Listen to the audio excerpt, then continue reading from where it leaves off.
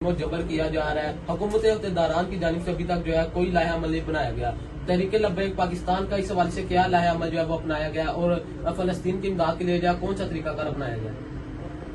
تحریک لبیک پاکستان نے تو اس سے کافی وقت پہلے حکومت پاکستان کے سامنے ہاتھ باندھ کر یہ گزارش کی تھی کہ آپ فلسطینی مسلمانوں کی مدد کے لیے تیار رہیں، ان کے کام آئیں، ان کے حوالے سے بات کریں۔ اگر کہیں پر آپ کی بات نہیں مانی جاتی تو کم از کم پھر اپنی فوج بھیجیں۔ وہ ہمارے مسلمان بھائی ہیں، جب ہم نے اپنے مسلمان بھائیوں کو کام نہیں آنا، ہمارے ایٹمی توانائی نے، ہماری جوہری توانائی نے، ہمارے سردار نے، ہمارے عبدالی نے، شاہین نے، غوری نے، جب امت مسلموں کے کام نہیں آنا، نبی علیہ السلام کے دین کے کام نہیں آنا تو پھر یہ کس لیے بنائے؟ اور امیر المجاہدین رحمۃ اللہ فرمایا کرتے تھے کہ یہ پھر گھوڑے کس لیے پالے ہوئے؟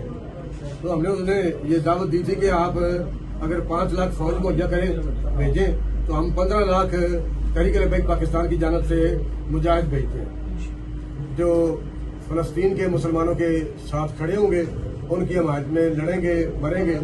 اگر ایسا نہیں ہے تو پھر آپ تحریک لبیک پاکستان کو اور پاکستان میں رہنے والے حضور علیہ السلام کے غلاموں کو، مسلمانوں کو آپ اجازت دیں، ہم اپنے مسلمان بھائیوں کی مدد کے لیے تیار ہیں۔ لیکن حکومت پاکستان ابھی تک کوئی رسپانس نہیں دے رہی۔ اللہ تعالیٰ کی بارگاہ میں دعا ہے کہ مظلوم مسلمان فلسطینی مسلمانوں کے لیے اللہ تعالیٰ اپنے غیب کے خزانوں سے مدد فرمائے، اور حکومت پاکستان کی خدمت میں یہ گزارش ہے کہ وہ کم از کم کسی پلیٹ فارم کے لیے بات تو کریں،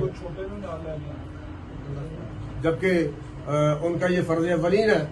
کم از کم بات کرنے سے تو کوئی ناراض نہیں ہوگا، لیکن وہ سمجھتے ہیں کہ اگر ہم نے فلسطین کے حق میں بات بھی کر دی تو شاید ہمارے ساتھ عالم کفر پورے کا پورا ناراض ہو جائے گا اور نیٹو فورسز ہمارے اوپر بمباری شروع کر دیں گی۔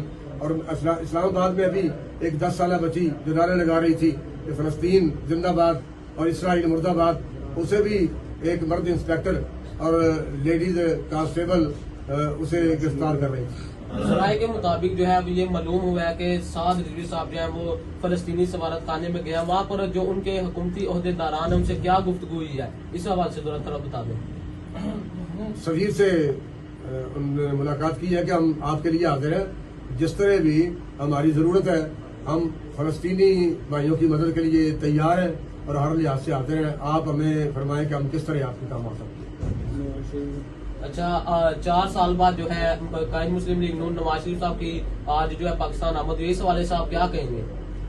لیکن نواز شریف 4 سال کے بعد آئے، 40 سال کے بعد آئے، عمران خان جیل سے باہر آ جائے، پیپل پارٹی والے آ جائیں، جو بھی آئے گا وہ عالمی کفر کا ایجنٹ ہوگا۔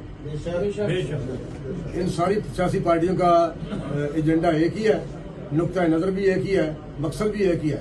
اور جب تک آج یہ 76 سال اور تقریباً 2 مہینے ہو چکے ہیں، بلکہ 2.5 مہینے ہو چکے ہیں، اب تک ملک پاکستان میں بننے والے وزیر اعظم وہ سارے کے سارے وہی لوگ بنتے ہیں جو ان کے تلوے چاٹتے ہیں، ان کے قدموں میں بیٹھتے ہیں۔ جتنے کوئی ہاتھ زیادہ جوڑتا ہے اتنی اس کی قبولیت ہوتی ہے۔ جب اس کی درخواست امریکہ میں ریکمینڈ ہوتی ہے تو پھر وہ یہاں آ کر ہمارے اوپر مسلط ہو جاتے ہیں۔